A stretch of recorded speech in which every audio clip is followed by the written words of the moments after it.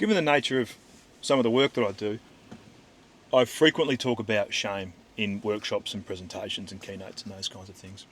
And it's very common for me to get asked questions at the end of these presentations and workshops, particularly about shame. And one of the frequent questions that pops up is that somebody will ask, well, are there adaptive properties of shame? Are there times that shame can be helpful? And in the interest of time and of not being misunderstood, I say no.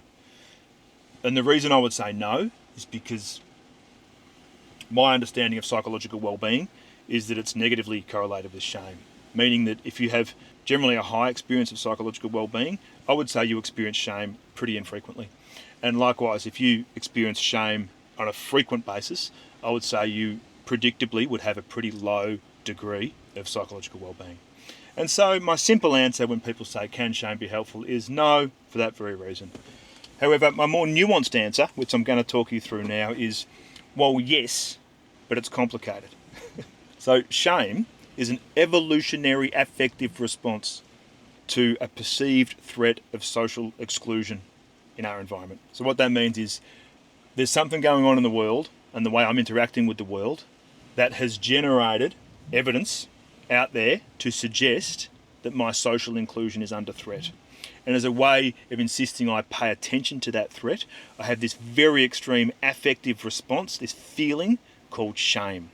Shame is a very direct invitation to pay attention to my current behaviour in this social context, because something about my inclusion in this social group going forward is under threat based on either something in the environment or based on the way I'm behaving. So from an evolutionary standpoint, that's a pretty adaptive thing that humans have evolved to experience. How that can be helpful in contemporary terms is to be broken down in the following way.